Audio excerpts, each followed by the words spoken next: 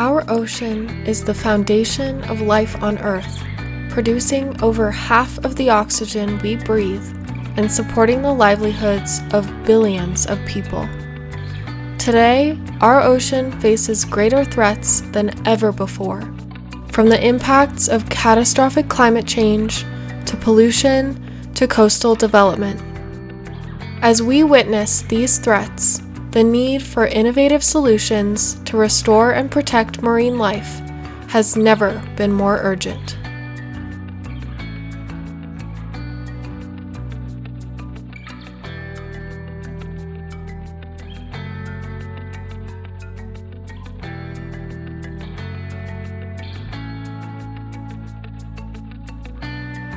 My love for the ocean started at a young age, visiting my family in Croatia.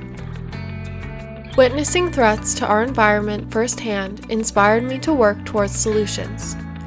I grew up in landlocked Colorado, determined to pursue ocean advocacy. I found opportunities with the Inland Ocean Coalition and the Denver Aquarium, where I also started my diving journey with my open water certification. I continued diving and pursuing marine conservation during my bachelor's in marine science at California State University, Monterey Bay. I became an OWUSS scientific diver and completed an honors thesis on bull kelp restoration. I found a passion for community-based conservation, science diving, and working with nonprofit organizations. My name is Ingrid Martinson, and I am the 2024 North American Our World Underwater Scholar. Shortly after graduating, I had the honor of receiving this scholarship, the opportunity of a lifetime to explore the world of diving and work with leaders in marine conservation. I set out with clear goals: to grow as a diver, a researcher, and an ocean advocate, particularly by working with community-based projects. This year, I witnessed the changing state of our oceans, worked to make positive change through conservation efforts, and grew and changed personally.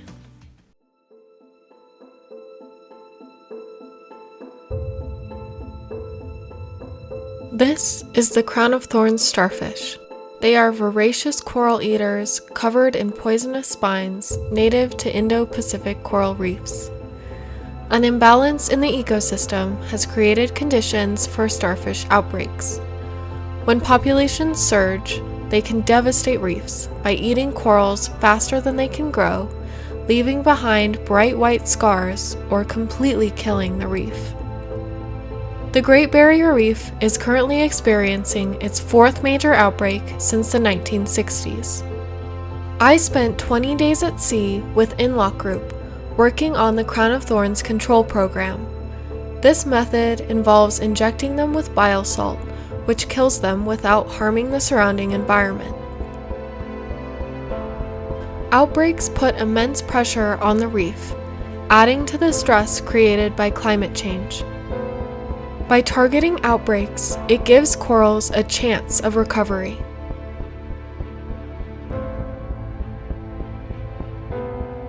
Through this experience, I learned about working as crew at sea and conducting surveys to assess coral cover and reef health.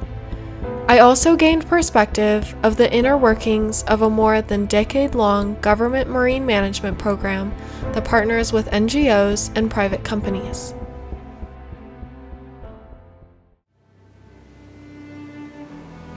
This journey to explore marine restoration took me to Aotearoa, New Zealand, where I dove into the world of kelp restoration. Like corals, kelp are ecosystem engineers, fundamentally changing the environment by creating habitat for thousands of other species. Kelp forests around the world are declining, so it is essential that we take steps to conserve these critical ecosystems. I visited the University of Auckland's Lee Marine Lab, located opposite of Goat Island, the country's first marine reserve established in 1975. Fishing is prohibited in the reserve, so there is an abundance of life. Exploring this site showed a clear difference between areas with and without protections, highlighting the importance of long-term protection and conservation.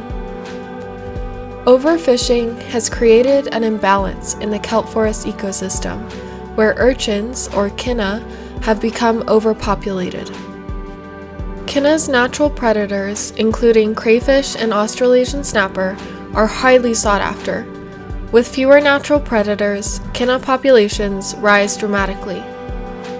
In these high numbers, they eat kelp at an alarming rate, creating barrens where only kinna and bare rock remain. I learned about the importance of kinna to Maori indigenous communities who have been harvesting kinna for centuries. As this project is at the intersection of restoration and culture, a community-based approach was vital to create a restoration plan. I gained perspective into the collaborations and considerations that are involved in this effort. On Haturuatoi, Little Barrier Island, I saw the results of restoration firsthand. This is the edge of the restored area, with a clear boundary between kelp cover and bare rock scattered with kinna. Restoration itself is not enough. Without fishing regulations, barrens are already starting to form again in the restored areas. Though there is more work to be done, I left Lee feeling inspired and hopeful because the work has shown rapid kelp recovery and is a step towards regaining balance in these critical systems. In addition to working on active restoration, I also joined efforts that approach conservation in a different way. In the Pearl Islands of Panama, I joined nonprofits, the Leatherback Project, and Reserva Youth Land Trust on a sea turtle tagging expedition. I joined a global team including researchers, storytellers, and local and indigenous Panamanians. This expedition aimed to deploy satellite tags on endangered nesting green sea turtles to understand their movement patterns. By tracking whether the turtles migrate between the Pearl Islands and other areas within the eastern tropical Pacific, it could help build a case to include the Pearl Islands in more comprehensive protection measures, not just for the turtles, but the entire ecosystem. Through this project, I learned more about the concept of rights of nature. This is the idea that nature has intrinsic value and should have legal personhood, which allows representation and defense in court. Seeing how this concept is being put into practice in Panama gave me hope that legal recognition of nature's rights could lead to more comprehensive protections. In the Philippines, I had the opportunity to dive deeper into the world of coastal management and policy with an NGO, the Coastal Conservation and Education Foundation. I joined CCEF in meeting and working with local managers where we passed permits for a coral restoration pilot project. This experience taught me the importance of developing long-term relationships with communities and leaders when creating policy.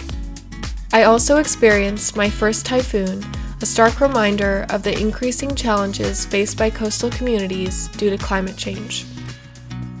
Through my journey, I've found a passion for active restoration projects that address the threats our ocean is facing.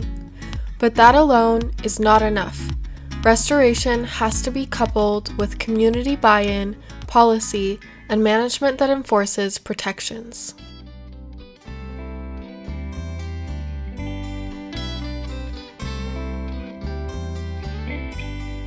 When I started the scholarship, I had no experience in underwater photography. I enjoyed the challenge of learning a new skill and documenting my journey. While on the island of Grand Bahama, I took a workshop with underwater photographer Kevin Lorenzen, developing my photography and videography skills. I gained further practice when I joined Atlantis Image Makers in the Philippines, a photography retreat hosted by Atlantis Dive Resorts in Dumaguete. I got to witness the incredible marine biodiversity while learning how to best capture what I was seeing on photo and video.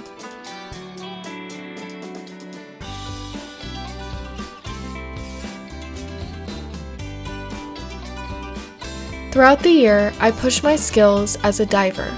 I tried diving in new environments, including caverns and blackwater, and with new equipment, from dry suit diving to trying new dive technologies like the Avelo system. I also became a dive master with Scuba Diving International, where I started my journey as a dive professional and honed my ability to lead and assist other divers. I had the opportunity to grow my network as I traveled and worked with nonprofits, universities, and dive professionals. I also attended my first international conference in Cape Town, South Africa, allowing me to engage with leading researchers and conservationists from around the globe.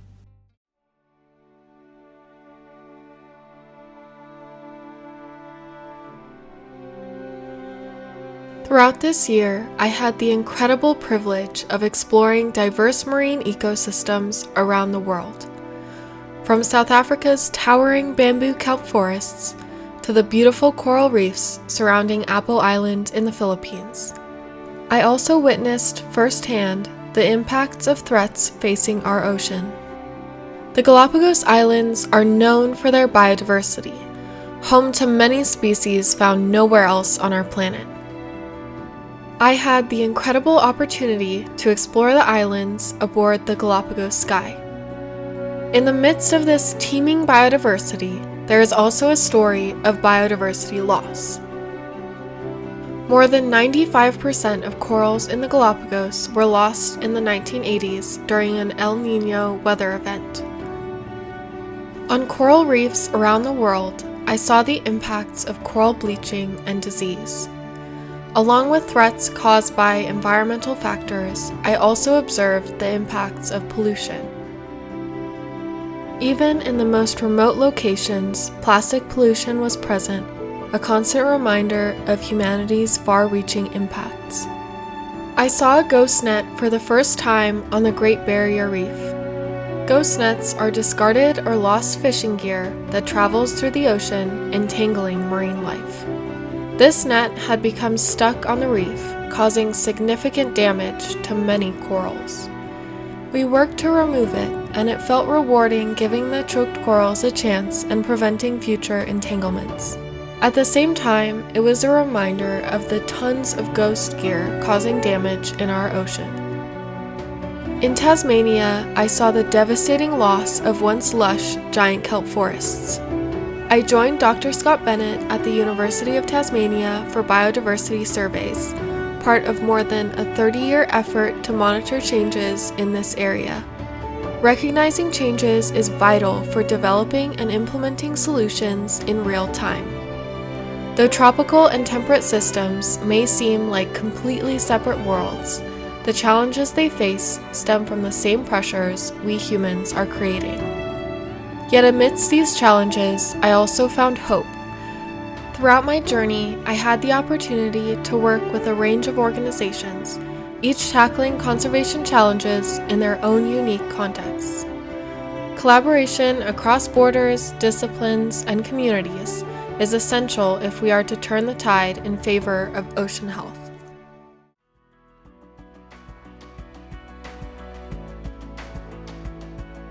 People have long relied on the ocean for livelihood, sustenance, and recreation. Though humans have caused lots of damage, there are also some great examples of sustainability and solutions that help people and the marine environment.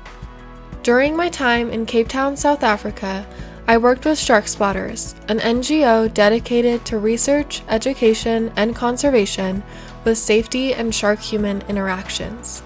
I joined their education team in engaging the local community in learning about sharks and safety systems developed by the program. When I visited shark conservationist Christina Zanato in the Bahamas, I learned how shark dive tourism and social media play an important role in promoting engagement and education around conservation. In Hawaii, I learned about the management of tourism in the Hanauma Bay Nature Preserve and the conservation success story of limiting the number of visitors per day and increasing education around preserving the area.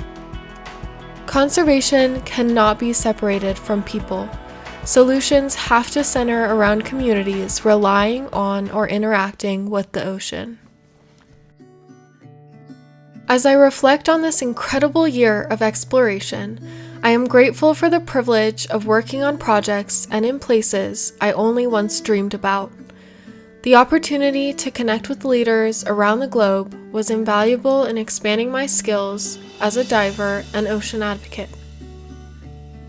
I have gained a global perspective on marine conservation and developed a deep appreciation for local efforts and knowledge.